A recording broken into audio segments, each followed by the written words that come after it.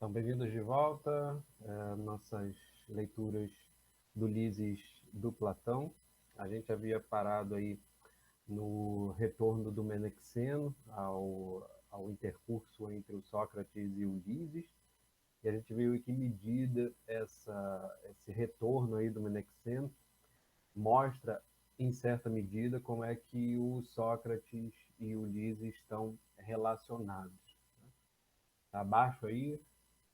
Deixa eu ver se eu aumento aqui.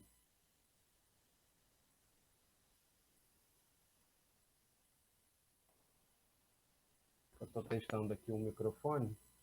Vê se está legal aí ou ainda está baixo.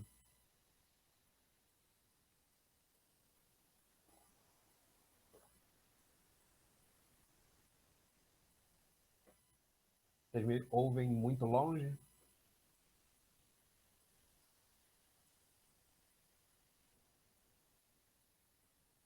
Melhorou? Deixa eu voltar então para o outro.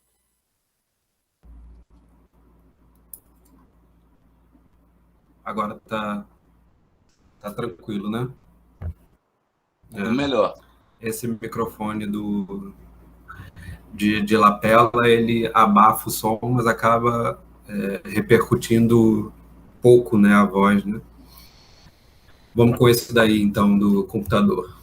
Então, como eu estava dizendo, no encontro passado a gente viu aí o retorno do Menexeno, enquanto ele havia se afastado para poder o Sócrates conversar com Ulisses e se aproximar do Ulisses, realizar aquilo que ele tinha dito que ia fazer, né, de mostrar para o Hipócrates como é que se aproxima de um jovem no intuito de educá-lo. E o retorno do Menexeno denota, né, aquilo que a gente acaba tirando como uma conclusão desse intercurso entre o Sócrates e Ulisses, que é, por assim dizer, o estabelecimento de uma relação erótico-pedagógica entre os dois. O afeto, né, o carinho que Ulisses passa a realizar com relação ao Sócrates fica claro no tipo de comportamento que ele apresenta. O Sócrates, por outro lado, né, tentando escapar da situação, ele acaba cedendo ao pedido do Ulisses, quando Ulisses pede para que o Sócrates fale outra coisa, para poder encaixar aí o Menexeno na história. Então, nessa proximidade que se estabeleceu, né, nessa erótica pedagógica que o Sócrates conseguiu estabelecer entre ele e Ulisses, o Menexeno acaba entrando aí como uma peça deslocada, né? Ele que era, de fato, mais próximo a Ulisses, e tanto é que os dois, como jovens, acabavam zombando de todos aqueles que se aproximavam deles para tentar educá-los, né? Com a saída do Menexeno, o Sócrates consegue se aproximar do Ulisses e, por assim dizer, coloca Ulisses a seu favor nessa disputa. De tal maneira que, nesse momento, a gente percebe que o Sócrates puxa Ulisses para o seu lado, apresentando o Menexeno como uma espécie de erístico, né? A gente falou um pouquinho sobre quem eram esses erísticos. Eram determinadas pessoas, né, que se dedicavam simplesmente ao debate, sem necessidade de estar dizendo a verdade ou não. Eles simplesmente gostavam de vencer os debates, né, de serem conhecidos como aqueles que vencem os debates. Então, o que hoje nós chamaríamos de polemista, né, como aí o Carlos Alberto Nunes traduz, o que o Sócrates acaba caracterizando aí em relação ao Menexeno é que ele seria um grande polemista, né, um grande erístico. E, sendo um grande erístico, o Sócrates precisaria, né, ironicamente, aí, claro, precisaria do Ulisses e da ajuda do Ulisses para poder se defender, né? Naturalmente, esse pedido de ajuda é irônico, né, porque o que Sócrates está pretendendo é que, no intercurso que agora vai se desencadear entre o Sócrates e o Menexeno, Ulisses esteja mais afeito à posição do Sócrates e não a do seu amigo, né, que seria propriamente a relação natural que aconteceria, principalmente porque Ulisses também tem um certo tipo de comportamento que é sempre um tanto subordinado ao Menexeno, né? Então, Sócrates, prevendo isso, em certa medida, puxa Ulisses para si, né, para que nessa disputa Ulisses acabe assumindo, né, como conclusão do diálogo, alguma afeição pelo próprio Sócrates, continuando a afeição pelo próprio Sócrates, em detrimento do seu amigo, né? Esse lugar deslocado do Menexeno aí, portanto, é o que, em certa medida, vai dar o ensejo para o debate que vai se seguir agora, tá? A gente havia parado aí em 211C, e agora a gente vai começar em 211D, né? D de dado, em que agora, depois que já foram os três aí, né? Já conseguiram se relacionar no âmbito das suas posições de combate. Agora a gente vai ver como é que vai se estabelecer aí o preâmbulo do diálogo que vai se seguir.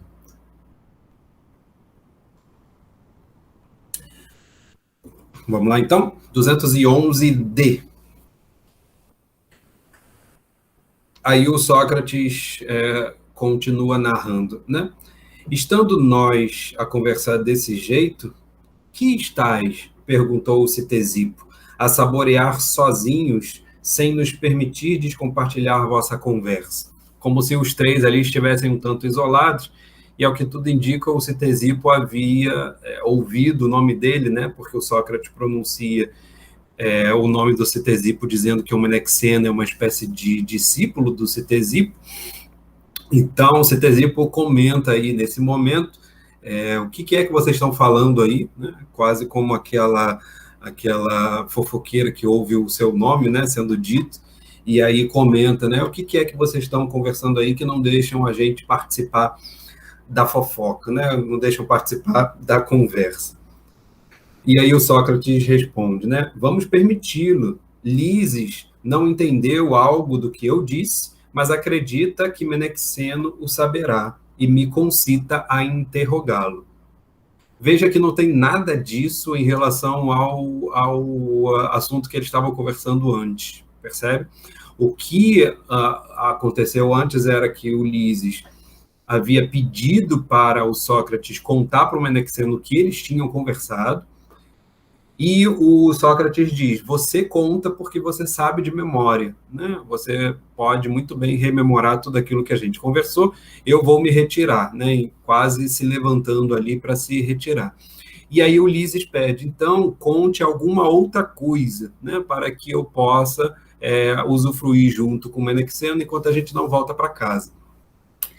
Quando Sócrates agora parece que resume para o Ctesipo aquilo que eles estavam conversando, suspeita-se que o Sócrates está tentando indicar alguma coisa, tá? E essa alguma coisa que ele indica parece, né, relacionar a própria posição do Ulisses enquanto não apenas um aluno, mas um aluno que não teve, né, o aprendizado concluído, né? Ele não conseguiu compreender alguma coisa daquilo que o Sócrates disse, e ele acredita que o Menexeno vai ser capaz de entender isso, tá? Então, tem uma relação aí que o Sócrates, com essa questão, estabelece de resumir aquilo que eles estavam falando de uma maneira diferente, né? Pela perspectiva do Sócrates. E pela perspectiva do Sócrates, Ulisses não estava em dúvida sobre aquilo que o Sócrates tinha falado com ele, percebe? Mas, na verdade, o que o Sócrates indica com isso em certa medida, colocar aí Ulisses e o Menexeno nessa posição de aprendizes, tá? Já que Ulisses já é o meu aprendiz, ele já está agora nessa posição de amado, vamos então puxar o Menexeno também para que ele possa exercer essa mesma posição, né? Então, ele joga aí uma certa dúvida que Ulisses teria e que o Menexeno poderia responder. E aí, então, ele indaga novamente, por que não o interrogas? Né? O Ctesipo aí pergunta, né? Por que não, então, interroga o Menexeno? Que era exatamente isso que o Sócrates estava dizendo que ia fazer para Ulisses e que agora ele diz que vai fazer para o Ctesipo. Faloei nesse momento, disse o Sócrates. Menexeno, responde-me ao que vou perguntar-te. Acontece que, desde menino, tenho muita vontade de alcançar determinada coisa, como se dá, aliás, com todo mundo, pois cada pessoa deseja adquirir algo diferente. Uns almejam possuir cavalos, outros cães, alguns cobiçam dinheiro, outros mais honrarias. Quanto a mim, tudo isso me deixa indiferente. Porém, no que respeita à aquisição de amigos, sou particularmente apaixonado. Então, olha que interessante aí, essa meio descrição autobiográfica do Sócrates. Ele vai dizer que desde menino, né, menino aí paidós, então ele está se colocando de algum modo identificado ao Ulisses e ao Menexeno, para poder mostrar para eles dois o que o Sócrates almejava quando tinha a idade deles. Lembra lá que a gente conhece o Ulisses e o Menexeno no momento em que os dois estão brigando para saber quem é o mais velho, né? E eles não entram em acordo com relação a isso. O Sócrates, como estratégia para puxar o Menexeno para esse debate, se coloca também, em certa medida, como alguém da idade deles, né? Projetando para eles a imagem de um Sócrates jovem e colocando para eles qual seria, de fato, o comportamento que esse jovem Sócrates teria se tivesse a idade deles, né? Ou tinha no momento em que tinha a idade deles, tá? Aqui, claro, pode ser uma recriação do próprio Sócrates ou, de fato, um testemunho, né, de algo que ele, de fato, fazia ou pensava. E nessa descrição daquilo que ele sentia, né, tinha vontade quando era menino, ele diz que desejava adquirir algo diferente, né, igual a todas as pessoas. Todas as pessoas desejam sempre adquirir algo diferente entre si, né? Algumas pessoas desejam adquirir uma coisa, outras pessoas desejam adquirir outra coisa. É nesse sentido que ele está dizendo. E desejar aí é epítome, tá? Então tem a ver aí exatamente com a palavra para apetite, né? Que tinha aparecido já antes, de certa maneira, como sinônimo de bules, tá? E também, que é também um termo para querer, para ter vontade, para ter desejo. Só que epitimia é muito mais dedicada a essa coisa do desejo, né? Então, é como se fosse uma pulsão mesmo, um impulso para se relacionar com determinada coisa. Então, alguns desejam, né, se relacionar com cavalos, se aproximar de cães, outros cobiçam dinheiro. Cobiça também é uma palavra boa para traduzir epitimia, tá? Ao invés de desejo, falar de cobiça, tá? Porque a ideia do desejo, né, para o grego, é exatamente essa ideia de possuir. Então, é de você ir lá e tomar para si, tá? Então, essa ideia de cobiça também é interessante para traduzir esse termo.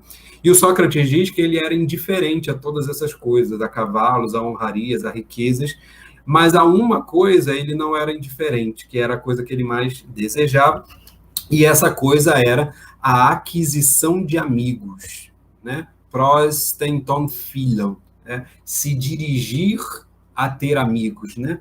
Ou se dedicar a ter amigos, né? Pros, essa partícula grega que diz respeito a um movimento em direção a alguma coisa, tá? Então, ele queria ter amigos, em relação a qual ele é completamente apaixonado, eróticos. Então, o Sócrates faz aí uma primeira aproximação entre filia e eros, que vai ser a temática exatamente desse tipo de diálogo que ele vai ter agora com o Menexeno, tá? A gente vai ver como é que isso vai se estabelecer. Ele diz, eu era profundamente erótico, né? Desejante, apaixonado, no interesse de ter amigos, né? No interesse de ter amizade, né? Portanto, de provocar filia, de obter filia, tá? Então, é como se houvesse um determinado tipo de apetite, um eros, e a partir desse eros você pudesse estabelecer uma filia, tá? Isso vai ser interessante porque vai ser o tema aí da conversa que ele vai ter com o Menexeno. Um bom amigo vale mais para mim do que o mais estimado galo ou uma codorniz, né? e até mesmo do que um cavalo, por Zeus, ou um cachorro, né? Como se pudesse comparar aí um amigo com essas coisas. Vou além pelo cão, a todo o ouro de Dario anteponho a posse de um amigo. Sim, ao próprio Dario, a tal ponto sou ávido de amizade. Né? E ávido de amizades aí, né? Filotairos, né? Filotairos, que tem a ver exatamente com o termo etairos, né? Aquele desejo, aquela relação que é a relação de companheiro, né? De você ter uma companhia, de você ter alguém ao seu lado. Ele, ao dizer-se filetairos, ele está querendo dizer exatamente que ele tinha um certo desejo, uma certa propensão a querer ter companhias, a querer ter amizade. Com isso, a gente percebe também aquele uso que eu havia indicado para vocês, que o grego faz muito. Essas palavras que geralmente começam com filo alguma coisa, elas são muito corriqueiras no grego, né? Então, filoetairos, filosofia, filomatia, né? Matia é aprender, então filomatia, aquele que ama aprender. Filólogos, né? Aquele que ama discurso, aquele que ama o logos, né? Então, percebam que o grego tinha esse costume de usar a palavra filo para indicar um determinado tipo de comportamento que ansiava por alguma coisa. Tá? Isso vai ser muito importante para o debate que vai acontecer agora, porque carrega um certo tipo de significado acerca do que seria a filia. Né? A filia aí, em certa medida, aproximada do apetite, aproximada do desejo, ou aproximada do impulso, né? De uma certa afeição, de uma certa propensão. Tá? Todas essas noções podem estar aí em questão no momento em que a gente encara o uso desse termo, né, filos e filia aí, para poder entender esse tipo de relação que alguns, na verdade, o Sócrates diz aí que todos os seres humanos possuem, em certa medida, por objetos diferentes. Cada um tem a sua filo alguma coisa, né? Em outras palavras, é isso que o Sócrates está indicando. Quando se é jovem, e até mesmo depois de jovem, né? Mas quando se é jovem, isso desperta, e a partir dessa juventude, dependendo do tipo de prosseguimento, vamos dizer assim, que a pessoa dê a esse desejo, esse tipo de propensão, ele tende a continuar ou não, né? Mas a ideia do que o Sócrates está descrevendo aqui é que, ao que parece, desde jovem se desperta em cada um de nós um certo tipo de epitimia, um certo tipo de desejo por determinadas coisas. E são diferentes as coisas que as pessoas desejam. No caso do Sócrates, ele parece que desejava, né, apaixonadamente, né, como algo no intuito de uma noção erótica, inclusive, desejava apaixonadamente estabelecer amizade. Ele desejava ardentemente estar próximo de pessoas, né? Ter companhias. Né? Então, ele se auto-intitula um filoitairos, né? Exatamente esse desejante de companhia, né? Esse ansioso por ter companhias. Tá? Então, é bastante interessante isso. Ele coloca aí tudo no mesmo saco, né? Rejeitando cães, cachorros, cavalos, né? A própria riqueza do Dario, né? Dario é aquele líder persa, né? Um dos reis persas, pai do Artaxerxes, né? Que depois vai invadir aí a Grécia naquela época da guerra dos gregos contra os persas, tá? Que vai aparecer aí os 300 e tudo, né? Tem filme sobre isso também. O rei Dario era muito conhecido, né? Dessa época, sobretudo pela sua riqueza, né? Pela riqueza do Império Persa. Então, o Sócrates diz, eu recuso a riqueza de Dario e recuso até o próprio Dario, né, em troca de uma amizade, em troca de um amigo. Estamos aí, então, em 212A, tá? E aí ele continua. Vendo-vos a ti e a Lises, fico maravilhado de tamanha aventura. Tamanha aventura aí, eudaimonizo, né? Que tem a ver com eudaimonia, portanto, com felicidade. Veja que ventura também é um termo bom para traduzir eudaimonia, né? Porque eudaimonia tem a ver com bem-aventurança, né? Você ter aí uma espécie de boa-aventura, né?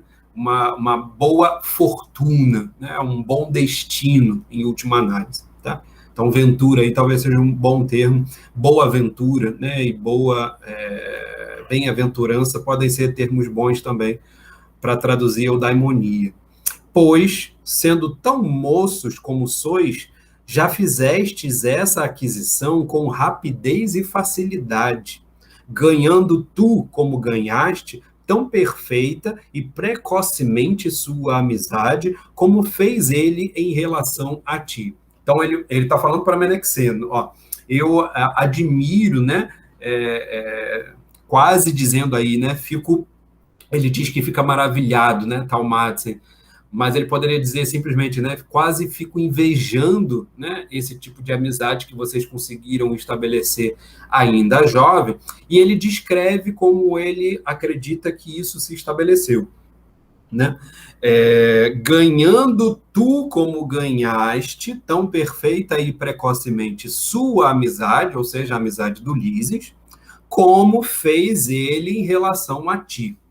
Em outras palavras, o que o Sócrates já indica aqui, que a relação de amizade é uma relação recíproca, né? Ou seja, o que é de fato chamado de amizade é aquilo que um ganha em relação ao outro e o outro ganha em relação a um, tá legal? E o ganhar aí tem a ver exatamente com aquele elemento de utilidade que o Sócrates indicou que é parte das relações de amizade, né? A gente geralmente tem relações de amizade visando a um certo tipo de utilidade, né? Porque quando a pessoa ela não nos é útil em nada, ela nos depende, né? Depende sempre de nós para tudo, isso de fato não significa uma amizade. Uma relação de amizade significaria uma relação de servidão, né? Uma relação de dependência. Tá? Então, para que haja amizade, era preciso que houvesse essa utilidade, e a utilidade está estabelecida aí no âmbito do ganhar, né? Então, o Menexeno ganhou, né, a proximidade com o Lises, da mesma forma que o Lises ganhou a proximidade com o Menexeno. E o Sócrates fica maravilhado com isso. Tá? A gente vai ver que o maravilhamento do Sócrates diz respeito a essa sincronia que a amizade corresponde, né?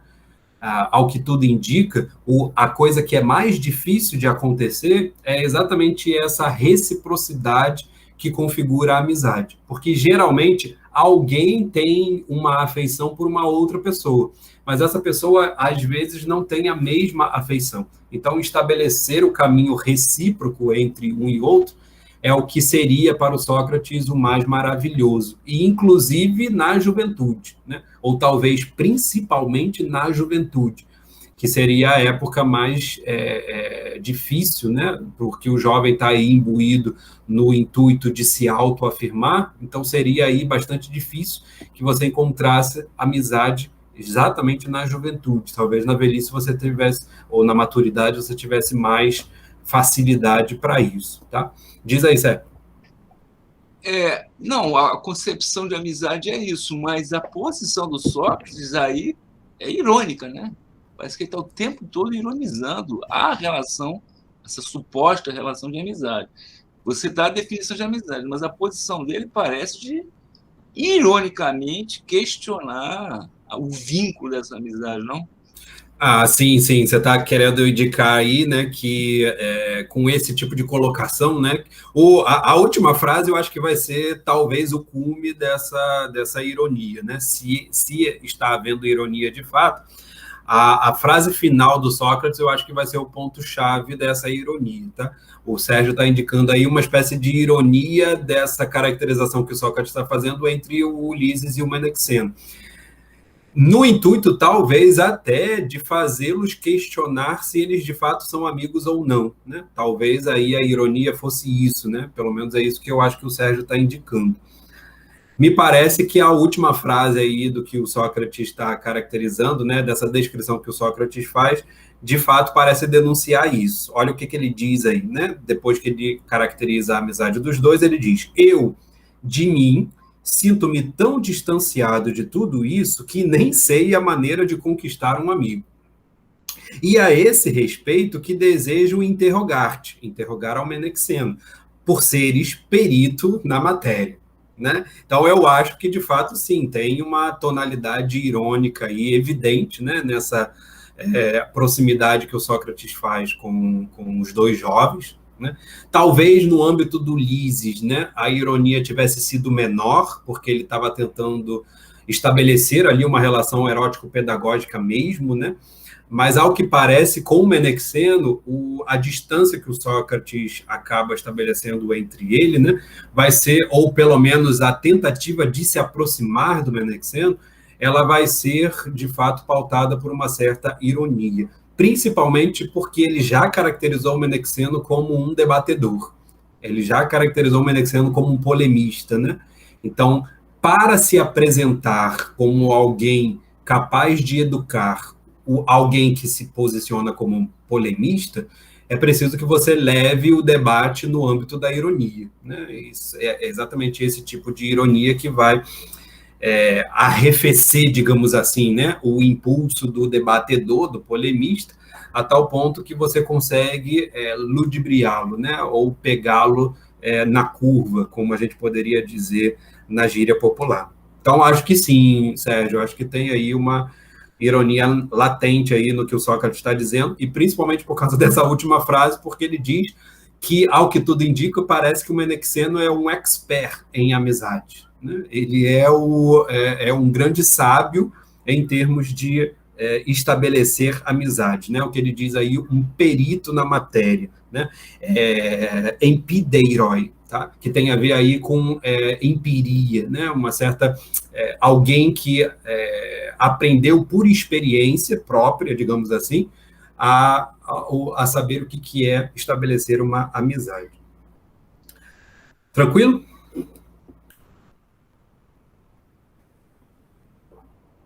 Então, Sócrates continua, diz ele: assim, diz-me, quando alguém ama outra pessoa, quem se torna amigo? Vejam que agora a ironia vai ser aí levada literalmente no intuito de questionar aquilo que o Sócrates até então caracterizou, que era a amizade entre os dois jovens. E aí, para fazer esse questionamento, Sócrates vai lidar com os conceitos que estão envolvidos nessa caracterização dos dois como amigos. E aí ele pergunta: quando alguém ama outra pessoa, quem se torna amigo? Esse amor aí não é eros, tá? Todas as vezes que aparecer amor aí, o que o Carlos Alberto Nunes está traduzindo são termos conjugados e derivados de filia, tá? Então, aquele que ama, né, filon, aquele que é amado, filúmenos, o amigo, né, o filós. Então, tá tudo aí interligado nesse espectro semântico da palavra filia, tá? Não tem a ver com o eros ainda. Lá embaixo vai aparecer o eros, mas nesse momento ainda não, tá? Ele está querendo entender, num par entre A e B, né? Quando você diz que A e B são amigos, você está dizendo que o A ama B ou o B ama A, tá? Quando alguém ama outra pessoa, quem se torna amigo? Tá? Então, quando A ama B ou B ama A, quem é desses dois que se torna amigo? Quem ama é o amigo do amado ou é o amado o amigo de quem ama? Percebe? Nessa relação que você estabelece de amizade entre A e B, quando você diz que A ama B, você está dizendo que esse A é que é amigo de B, ou é B que é amigo de A por ser amado por A? Percebe?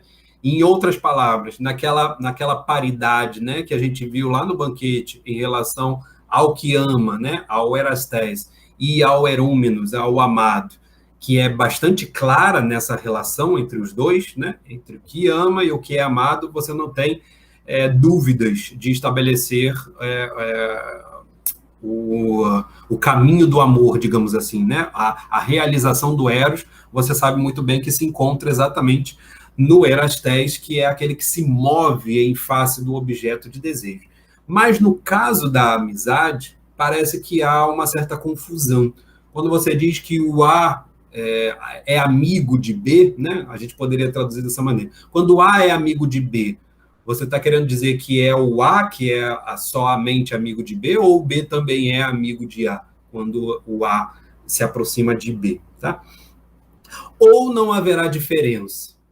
E aí ele coloca essa questão aí como complemento, né? Ou não haveria diferença. Quando A ama B, né? Quando A é amigo de B, B naturalmente vai ser amigo de A também. Ou não faz diferença saber se o B é amigo de A também ou não.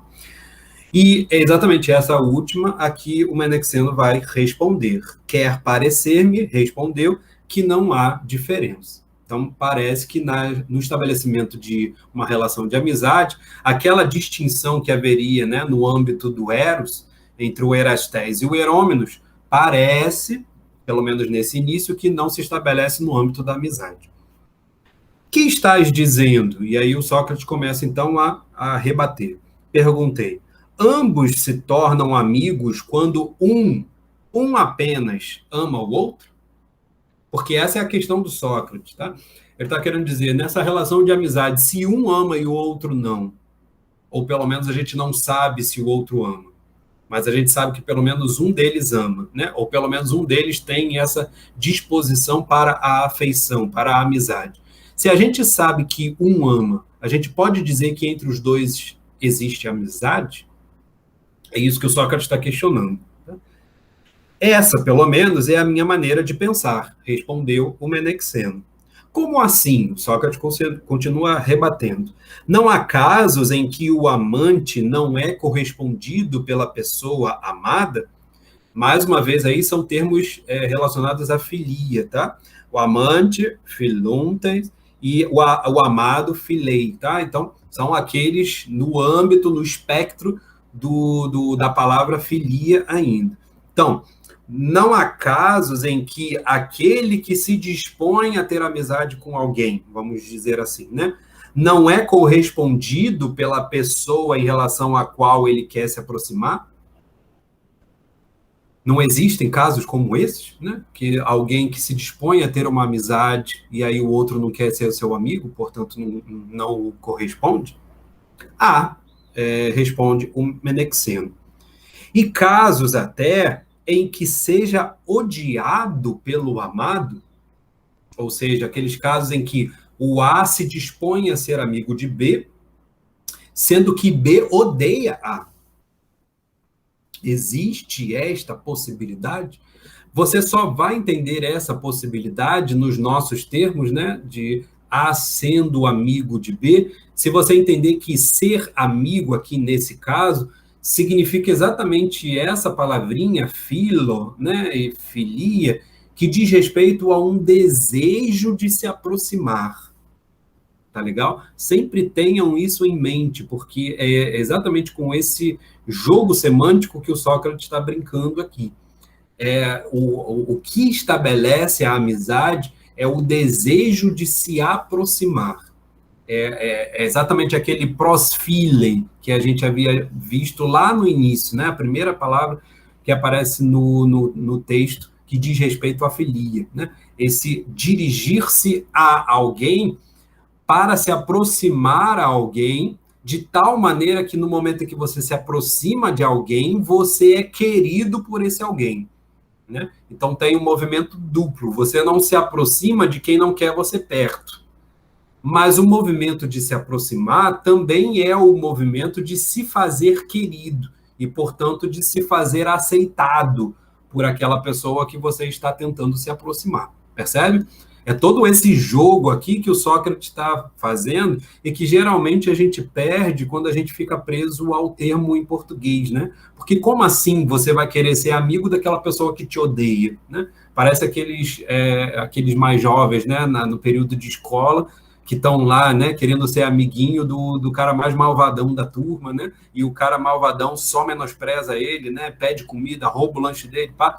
E ele tá querendo lá ser amigo dele, tá? Ó, parece que está sendo colocado nesses termos, né? E, em certa medida, ou a gente não poderia chamar isso de uma amizade entre os dois, né? Não no sentido que a palavra tem para nós, para a nossa língua. Mas o que o grego está querendo indicar é exatamente essa relação que esse garotinho estabelece com aquele malvadão da turma, de tentar se aproximar e, portanto, de tentar se fazer querido por ele, mesmo que ele o odeie. Percebe?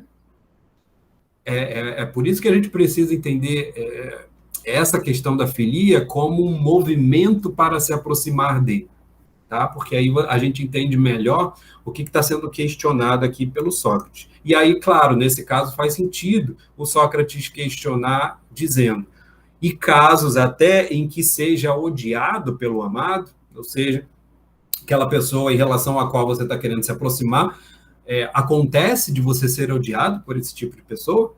Acontece, né? É o que os amantes, e agora que entra o Eros, tá? É o que os amantes, erastai, e aqui é a primeira vez que entra o Eros nessa questão, por vezes, imaginam passar-se com eles em relação ao bem amado, ao erômenos. Tá legal? Então, Sócrates fez aqui uma espécie de analogia entre a relação da amizade, entre aquele que ama ou que anseia se aproximar de alguém, e aquele em relação ao qual ele está se aproximando, A e B. Né? E ele faz uma analogia entre o Erastés e o Erômenos, para mostrar o seguinte: no âmbito do Eros, é claro que a relação ela é uma via de mão única, né? Você tem lá uma relação dirigida, uma seta, né? Um vetor dirigido do Erastés em direção ao Erômenos. E a palavra amante e amado denotam isso, percebe? Por isso que é difícil a tradução aqui nesse caso, e o Carlos Alberto Nunes acaba precisando utilizar esses termos, né, de amante, de amado, para poder traduzir os termos em filia também, né? Como não seria, na verdade, o caso, né? Seria, talvez, uma tradução próxima ou mais adequada seria um aproximante e aquele que é o aproximado, né? Ou aquele que se aproxima daquele que é o que vai ser considerado o próximo, tá? Então, tem um jogo aí também muito interessante com a questão da proximidade, da aproximação, que vai ser retomada lá na frente, mas que seria difícil da gente conseguir traduzir aqui para o português. É por isso que o Carlos Alberto Nunes acaba traduzindo por amante, por amado também. Por isso que eu estou fazendo essa referência de que só agora que apareceu o Eros aqui, e o Eros aparece como um exemplo, como uma analogia para o tipo de relação que pode acontecer também no caso dos amigos, tá? Ou seja, tal como no caso dos que amam, né? Dos que estão tomados por Eros, você tem uma relação de mão única, pode ser que aconteça no caso da amizade também? Essa é a questão, tá? Amam na medida do possível, pensando alguns, no entanto, que não são correspondidos no mesmo grau, e outros até que são odiados, né? Odiado aí é misestai, que vem de misos, né? Aquela palavra grega que dá origem, por exemplo, à misantropia, ou então à misoginia, né? Misantropia é o ódio aos homens, né? Misoginia, o ódio às mulheres. Então, são esses termos aí que estão trazendo a ideia do ódio, né? E ódio aí não em relação, na verdade, ao Eros, como uma espécie de odiar, de raiva, né, por alguém, mas no intuito de repulsa, que é exatamente o contrário da aproximação, né? O contrário da filia seria a misoginia, né? Ou a misantropia. Exatamente esse comportamento de repulsa em relação a um outro. Tá? Ou julgas que isso não seja verdade? Muito verdadeiro, né? Respondeu o Menexeno. Né? Interessante aí que essa resposta é muito verdadeira. Mais uma vez aparece a palavrinha esfodra, né? Que a gente já tem visto aí, que é aquela palavra que dá uma intensidade de excesso, né? Então, esfodra aletheis é muito verdadeiro, é excessivamente verdadeiro, né? A gente poderia dizer. Em tais casos, continuei, um ama e o outro é amado, né? Um ama, filei, e o outro é amado, fileitai. Sim, concorda o Menexeno. Então, veja que o Menexeno está sendo ludibriado aí pelo Sócrates, tá? Então, qual dos dois é o amigo? Agora ele volta para a questão inicial, né? É o amante o amigo do amado, quer seja correspondido, quer seja odiado, ou o amado que é amigo do amante? A grande questão é essa, né? Na relação entre A e B, você pode ter uma relação unívoca, né? Ou seja, uma relação de mão única, uma relação vetorial, digamos assim, de implicação, né? Em relação ao outro. Por exemplo, com relação à ideia de pai e filho. Você ser filho de é também um certo tipo de relação unívoca, né? Porque quando você é filho de, você não pode ser pai de também daquela mesma pessoa. Ou seja, quando A é filho de B, B não pode ser filho de A. Percebe? Você não tem o caminho de volta sendo estabelecido. No âmbito do Eros, ao que parece, é assim. Quando você tem o Erastés, e se dirigindo ao Herômenos, muitas vezes o Erastés reclama que o Herômenos não o ama, né? Que não lhe é correspondido.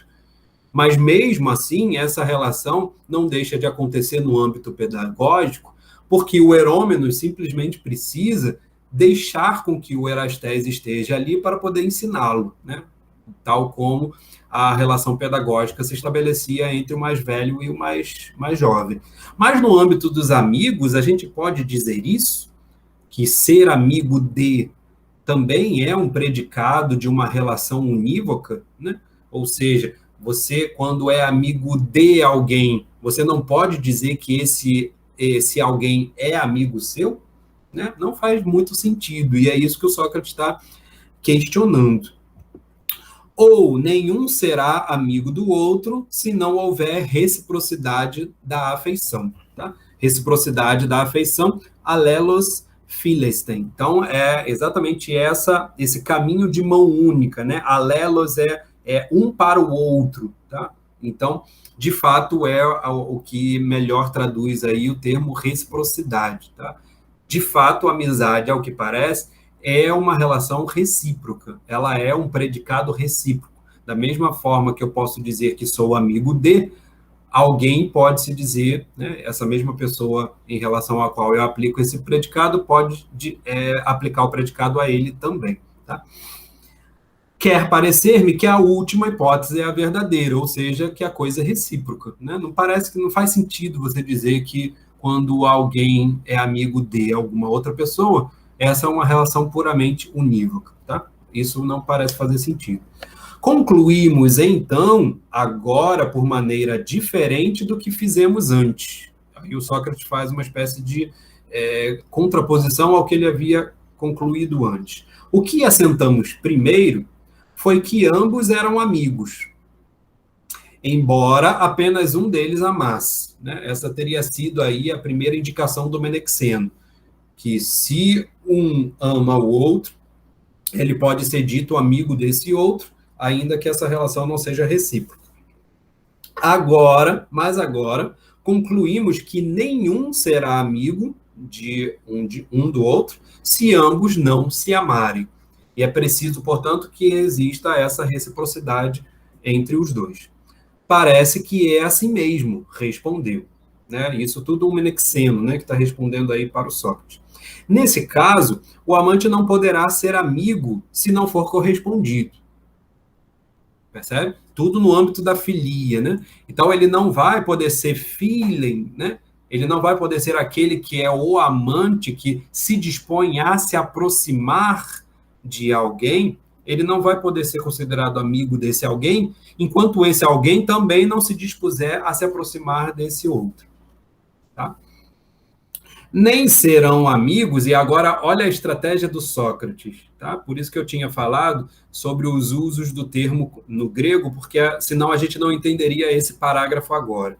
Nem serão amigos de cavalos os indivíduos que os cavalos não amarem, nem amigos de codornizes, nem de cães, nem de vinho, nem de ginástica, e o que é mais interessante para nós, nem de sabedoria, nem filosofia, né?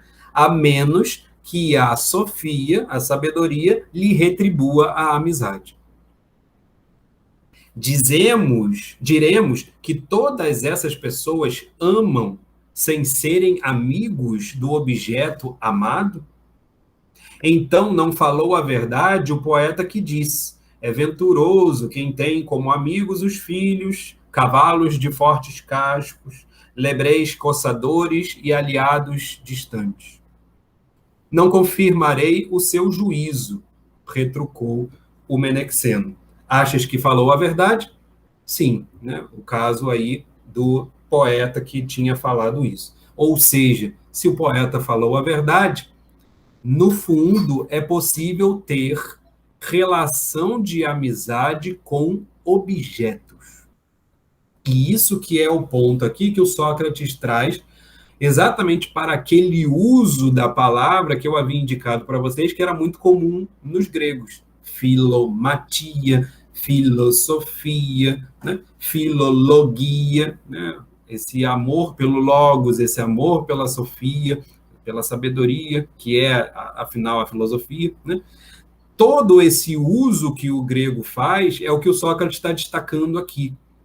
E ele está destacando para mostrar o seguinte: no âmbito do uso dessas palavras, será que nós estamos errados quando nós dizemos que nós somos amantes dos vinhos? Ou seja, estabelecemos relação de proximidade com os vinhos?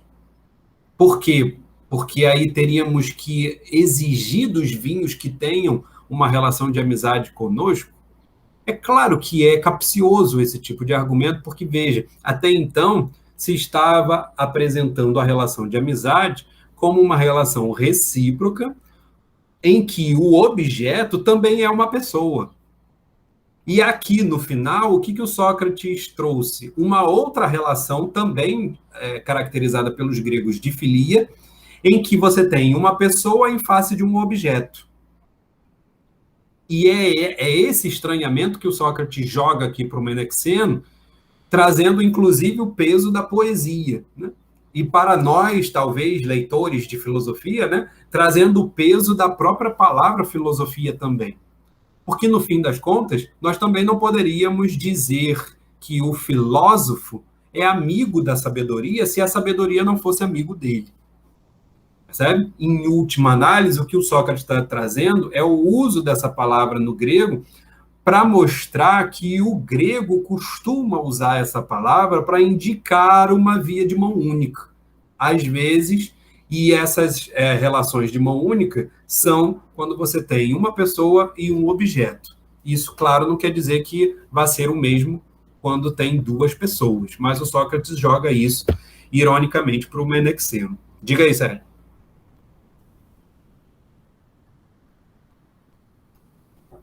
Sérgio, vai falar? Esqueci aqui. O microfone. Falando aqui no mudo. Então, nessa relação com o objeto, eu fiquei pensando, quando se questiona que é um objeto, então como é que viria esse retorno, né? Como se fosse uma pessoa? Não tem sentido, porque viria assim, como retorno, porque quando você é um determinado objeto, qualquer coisa que seja, o vinho, haverá uma modificação desse objeto, e essa modificação retorna a mim. É uma relação muito parecida com a questão da arte. O sujeito que está fazendo uma escultura a forma com aquela escultura acontece é que vai dar inspiração para ele continuar. Quer dizer, o próprio objeto, no seu efeito, provoca um efeito em quem está agindo. Então, para que isso aconteça, o sujeito tem que estar apaixonado pelo objeto, de uma certa forma. E esse objeto tem que se modificar a ponto que retorne para ele. Então, tem sentido, sim, a ideia de que uma relação de amor se dá também com uma atividade. Uhum. O objeto modificado, e eu só posso criar essa modificação se eu me empenhar.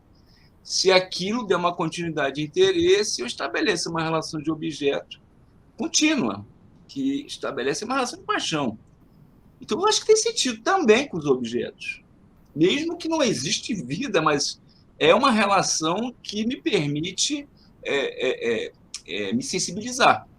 Isso se dá a partir do meu empenho. Então, eu tenho esse retorno a partir do objeto. Eu acho que também tem um certo sentido a relação de amor a um objeto. E, nesse sentido, da reciprocidade também. Legal. Porque isso, na verdade, fica mais fácil da gente compreender exatamente por aquele sentido que o termo traz de não exatamente de amizade, de ser amigo, amante, amado, mas se a gente entender exatamente o uso do termo no âmbito da aproximação, né? Porque, veja, se eu digo que eu sou amante do vinho, a relação que eu vou estabelecer de proximidade com esse vinho não é a de recusa do vinho. O vinho não vai se recusar a se relacionar comigo, percebe? Porque ele nem vai ter vontade para isso, mas, ao mesmo tempo, eu também não vou ser um apaixonado por vinhos se eu não conseguir ter contato com vinhos, né?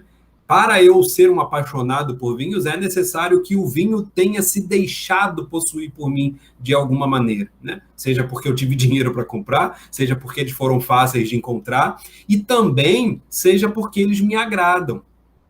Então, nessa relação, eu acabo me tornando um amante de vinhos, exatamente porque o vinho, no momento em que entra em contato comigo, também tem uma parte ativa nessa relação, no sentido de exercer alguma atração,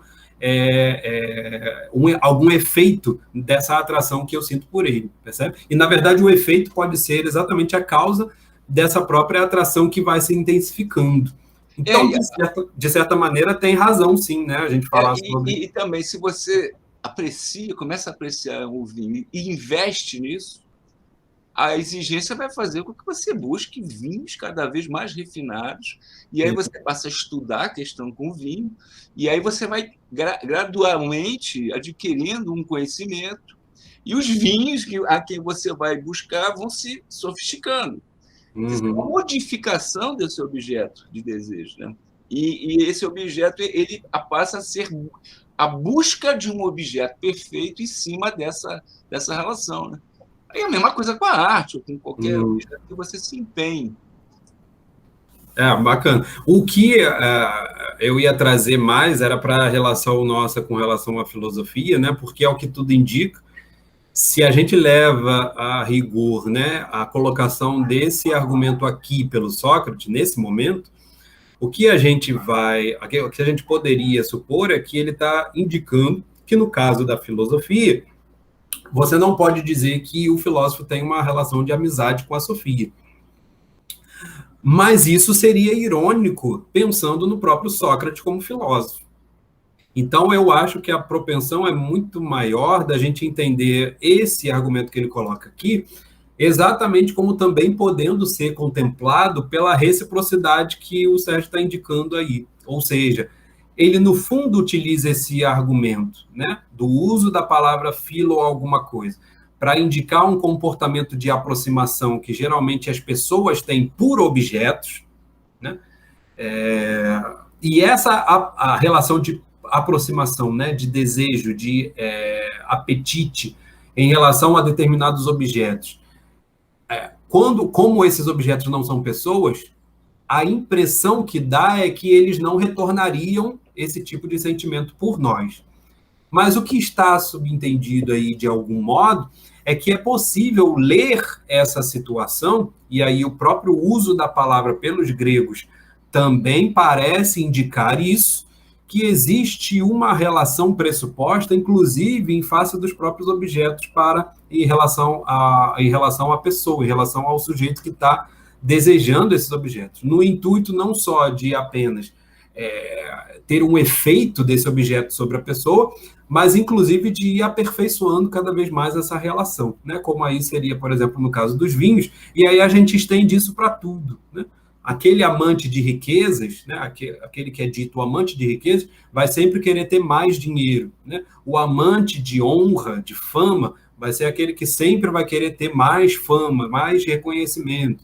Aquele que é amante de mulheres sempre vai ter mais desejo por mulheres, sempre vai querer ter mais mulheres, percebe? Então, sempre é um desejo de acúmulo, de crescimento daquela vontade, o que denota, em certa medida, que o próprio objeto vai se afeiçoando também à pessoa, de tal maneira que vai aperfeiçoando essa relação e impondo determinadas exigências, né? Aí o objeto vai, inclusive, melhorando em termos dessa relação, exigindo cada vez um objeto melhor, cada vez um objeto mais apurado. Então, de certa maneira, o Sócrates joga esse argumento aqui para contrapor a ideia que o Menexeno está apresentando, mas a gente pode ler isso invertido, não no sentido de contrapor, mas inclusive no sentido de ratificar que o uso da palavra pelos gregos, né, esse uso recorrente entre pessoa e objeto,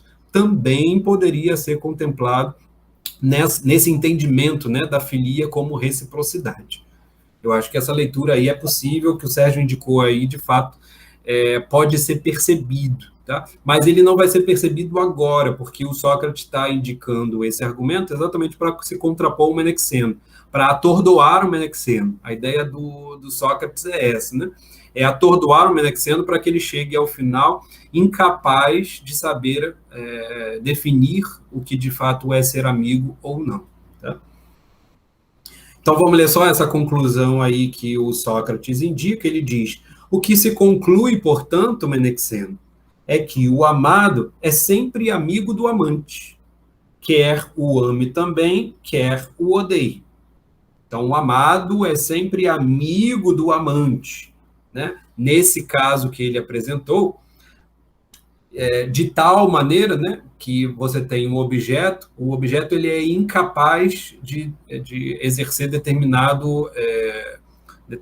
atividade, né? Ele não é capaz de ser amante, o objeto. Então, o objeto só pode ser amado. Se o objeto só pode ser amado, nessa relação entre o amante e o amado, o objeto acaba sendo amigo do amante, né? Acaba sendo amigo da pessoa, porque ele não pode recusar, né? Ele não pode recusar não ter essa relação, tá? E aí, estendendo esse argumento agora para todos os casos, a conclusão que o Sócrates tira é que no âmbito do amado é que a gente deve buscar a amizade, e não do amante, né? Ou seja, aquele que tem a abertura para receber o outro é que vai ser considerado um amigo, e não aquele que se dispõe a se aproximar do outro. Então, por isso ele conclui que o amado é sempre amigo do amante, quer o ame também, quer o odeie, né? Porque aí não faz diferença no caso do objeto, né? Se ele o ama, se ele o odeia, o objeto, no caso, não corresponde a nada, né?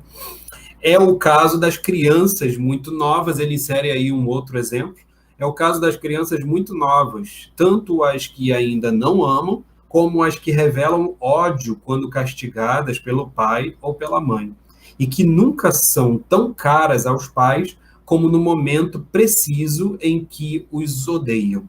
Quer parecer-me que é assim mesmo, disse o Menexeno. Ou seja, o exemplo das crianças, né, que às vezes não desenvolveram um sentimento de amor e às vezes, em alguns momentos, desenvolvem até sentimentos de raiva com relação aos pais, né, de ódio, porque os pais as estão castigando. Mesmo nessa relação, os pais se debruçam cada vez mais a amá-las, né? Então, veja, os filhos estão aí nessa relação, né, de serem amadas pelos pais, e os pais intensificam ainda mais a amizade pelas crianças, mesmo que essas crianças as odeiem, né? E ele conclui, então, nesse caso, o amigo é o amado, não o que ama, né? Que era o que ele tinha visto até então, com o argumento lá do uso, né? Da filia para a relação entre pessoas e objetos. Tá? Não sei se a gente avança mais um pouquinho.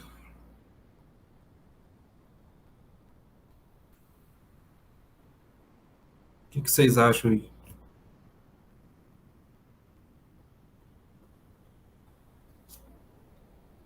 Ficou claro aí, então, até esse ponto? O que o Sócrates fez no início, né? Foi questionar o vetor da amizade, né? Se você diz que A é amigo de B, como é que você está estabelecendo essa relação de amizade? É A que ama B? É A que é amigo de B? Ou B que é amigo de A quando é amado por A? Né? É nessa relação a reciprocidade ou há simplesmente uma relação biunívoca, né, de um lado para o outro? O primeiro argumento tinha dito que era uma relação recíproca. Eles, em outro momento, estabeleceram, ou melhor, primeiro, eles estabeleceram que aquele que ama o outro, o amado, né, a relação de A para B, como amante e amado, é o que configura a amizade. Então, o amante é aquele que é amigo de fato. O Sócrates rebate isso, mostrando que a reciprocidade definiria, né, a amizade, nesse caso. E agora eles estão dizendo que é o amado, quando ele é objeto, vamos dizer assim, desse amor, é que ele, de fato, é amigo daquele que ama. Né? Então, num primeiro momento, a amizade estaria do A para o B. No segundo momento, na reciprocidade. Agora, nesse momento que a gente fecha aí a leitura, a relação de amizade estaria de B para A. Tá? Então, sempre pensar aí essa relação entre A e B, para que a gente possa pensar como é que o Sócrates está questionando isso. Tá? Primeiro o vetor de A para B, aí depois ele volta para a questão da reciprocidade, e agora ele está colocando a questão de B para A, para mostrar que, ao que tudo indica, parece que a amizade se estabelece do B para A, e não mais de A para B. Tá? E a gente vai voltar aí para ver depois como é que isso também não se processa, né? Isso também não se realiza. Aí tá Diga aí, Sérgio. Não, agora que você acabou de falar que aí tudo bem, entendeu? Porque eu não estava entendendo também, como assim? Não, porque é confuso mesmo, né? Eu fiz o meu esqueminha aqui de A para B, né? E pensar aí nessa relação de A e B, para a gente poder também fugir um pouco dos termos amado e amante, né? Porque isso confunde, eu acho também confunde mais ainda, porque aí a gente fica com a ideia de amor e embola tudo, né? Então eu acho assim que pensar A e B em termos de aproximação e recusa, né? Talvez seja mais interessante para a gente entender o que o Sócrates está querendo. No primeiro caso, a amizade seria o A se aproximando de B. No segundo caso, que o Sócrates volta, a questão da reciprocidade, só existiria amizade quando o A se aproxima de B e B deixa-se aproximar em relação a A. E o último caso agora, que apareceu, é que a relação de amizade aconteceria, né, simplesmente quando o B se deixa aproximar, né? Quando, de fato, o B ele é amado e se coloca nesse papel. Né? E aí, claro, está aí um papel também objetual, quase, né?